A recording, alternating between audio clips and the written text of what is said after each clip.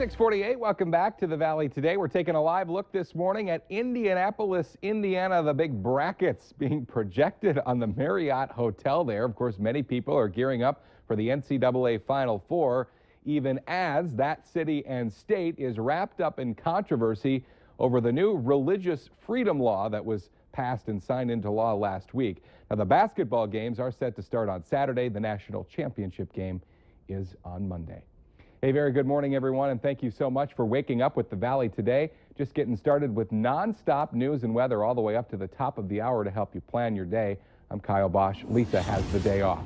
We're following breaking news for you on this Wednesday morning. West Fargo firefighters investigating the cause of an early morning house fire. It happened right about 6 a.m. on the 900 block of 2nd Avenue East. We just got some pictures into the newsroom from our crew who is on that scene. Now, KFGO News is reporting that police are searching for a man who was spotted near the fire when trucks first pulled up. You can see not a lot of damage visible right now, but we are still getting details about what may have happened. Of course, stay with Valley News Live and valleynewslive.com throughout the morning for updates on this breaking story.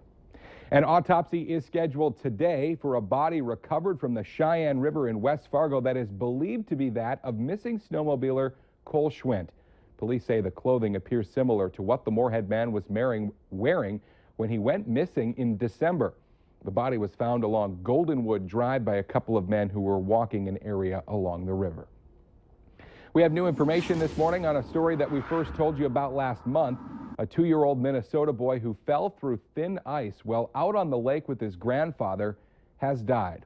The Alexandria Echo Press reports that Hayden Minerath died at Children's Hospital in Minneapolis on Monday, about a month after the ATV he and his grandfather were on fell through the ice on Lake Andrew. His grandfather, James Minerath, died the day after the accident. Protesters in Fargo-Moorhead are calling for North Dakota and Minnesota to create better laws to hold people who commit sexual assaults more accountable. The group made their message known last night with a rally on Veterans Memorial Bridge. The move all comes after MSU Moorhead student Taylor Peterson, who was accused in a 2013 rape case, took a plea deal and will likely not serve any time in jail. Those at the rally say they hope their effort will give victims the courage to come forward and speak out and bring more community awareness to the issue. 6:51 now on this Wednesday morning. Weather and traffic on the ones get started with meteorologist Mick Kerr. Thank you, Kyle. And our morning begins in the low 50s in the south, upper 40s, even a few 30s up north, but a few clouds. In fact, quite a few clouds out there in the southern end of the valley. We'll give those up occasionally, long enough to make it to the low 70s in the southern end of the valley. It might happen early to mid-afternoon, but I think regardless of when the high for the day occurs, by the way, we made it to 64 yesterday in Fargo. Whenever the high occurs this afternoon, it's still going to be an awesome afternoon and evening if you discount the wind. Wind is going to be very strong through the day, through the evening. Now, we talked about some rain possible in Southern Valley yesterday, but it's not there, is it? No. And looks like the most likely place where we'll see rain is going to be in southeastern South Dakota and southern Minnesota. Partly sunny, windy and warm, easily going to the low 70s today in southeastern North Dakota. Low west central Minnesota, Elbow Lake 71, Wheaton 72. That's more like it. Fergus should get to about 71, maybe even 73. Partly sunny, windy and warm. Same for northwest Minnesota, partly sunny, windy and warm, but warmer than any other day this week, but only in the mid to upper 60s. And we're going to start the cool down here. Wind will turn around to the northwest. Cold front will arrive, and it'll start the temperatures cooling down in the northern end of the valley. And again, a couple of sprinkles moving through northern Minnesota and out there in Montana, up into Saskatchewan. But this area from Sioux City, Sioux Falls, up into the Twin Cities is where we'll likely see the most significant thunderstorms, some of which likely will be severe this afternoon heading into the evening.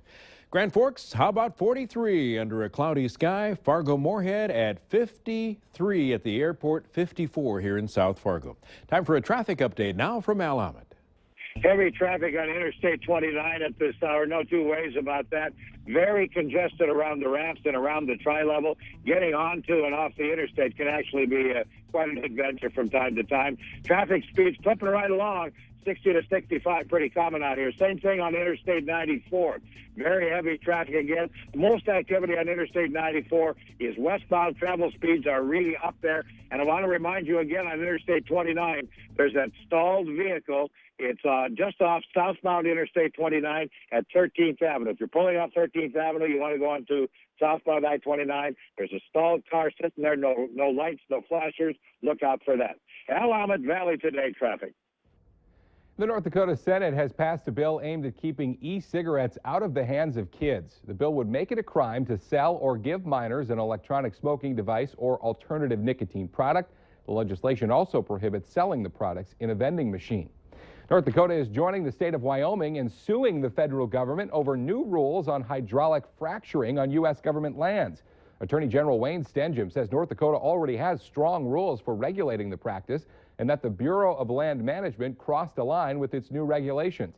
Stenjum says the state could file the suit as early as today, but he is still talking with the 3 affiliated tribes on the Fort Berthold Reservation to see if they also plan to join the suit or choose their own path forward. Minnesota Governor Mark Dayton is asking state lawmakers to fund a plan to synchronize traffic lights that he says will help ease congestion. The task won't be easy. There are about 4,000 traffic signals in the state. A recent study in the Twin Cities showed drivers there spend about 63 hours a year sitting in traffic. Police are asking for your help to find whoever attacked a dog and left it for dead near Horace. This is a follow-up to a story that we first told you about last week. Investigators say they have been so far unsuccessful in getting tips about who attacked Wilford, so they will be sending out a new flyer to vets and area animal shelters. They'll also be posting it on Facebook. Now, Wilford is recovering despite 4 stab wounds. He's at a foster home, but officials say he has a long road of recovery ahead of him. The Cass County Sheriff's Office is asking anyone with information about the case to give them a call. The FAA is now testing fuel from the Holly Airport after a pilot had to make an emergency landing on Highway 10 yesterday morning. The pilot has just filled up with gas in Holly, and after takeoff, his engine stalled, so he was forced to land on the highway. You can see the plane actually clipped a car, shredding the side of it. The plane's propeller also broke out a window. Now, the plane has about $20,000 in damage, but amazingly, no one in the car or on board the plane was hurt. Starting at 8 this morning, just about an hour from now, you can start offering your ideas for a brand new UND nickname. It's easy to do online, and we've made it even easier. Just head to our website, valleynewslive.com, click on the hot button, and look for UND nickname suggestions. The idea has to be 25 characters or less. They'll be accepted through the end of this month. The nickname committee will then narrow down the list and establish a public voting process for the new name. Well, there's a business in the Valley that has a delicious way that you can help give back to the community today. Breadsmith will be donating part of their sales today to the March of Dimes from North Dakota. Joining us live from Breadsmith and helping out make some of the loaves that will go to help the March of Dimes, the Valley Today's Christy Larson. How's your frosting skills shaping up after a couple hours this morning, Christy? Yeah, you know, I'm a way better froster than I was of a bread maker, and I think I was the best at eating that frosting too, wouldn't you say, Rob? She liked it a lot. I did like it a lot. But again, why would you encourage people to come out today? What are you guys doing for March of Dimes? We're raising dough for the March of Dimes, helping fight prematurity through the March of Dimes, helping solve birth defects, and healthy babies meaning healthier parents.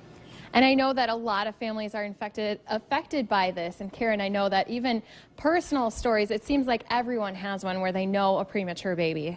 Yep. And I have been impacted myself as a grandmother. So make a difference. Come on out, buy some great, delicious bread, have an opportunity to support a great cause and the future generations. I think we look kind of good, each holding a different bread. We're all posing, and you did see us make some of these this morning. So if you come here, you just might get that French baguette that Karen or I made, and Hopefully they'll look like this one. I'm sure they will. They might. And again, they are opening up in just a few minutes because they're opening up at 7 and they don't close until 7 tonight. So Kyle, you have plenty of time to make it down to Bread Smith's right off of 32nd Avenue South, all to help the March of Dimes North Dakota chapter. Certainly a great cause and obviously a great event going on all day long. Christy Larson reporting live from Bread Smith this morning. That day-long event to help the March of Dimes starts in just about a minute or so at 7 a.m. Well, don't forget, if you want to stay updated on breaking news and weather alerts wherever you go, just sign up for Valley News Live text alerts. It's easy to do. Head to our website, valleynewslive.com, and click on the text alerts button for all the details.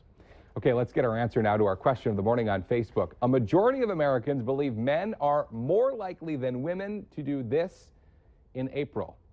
The answer, pull off an April Fool's prank. Now, why do you suppose that is? So I guess that gives ladies the upper hand today, though, right? Because if a majority of Americans think that they're not going to pull one off, then you can be sneaky and surprise everybody. Sure, man or not. Yeah. By the way, you have some cookie crumbs on your... Uh-oh. Oh, April Fool's. All right.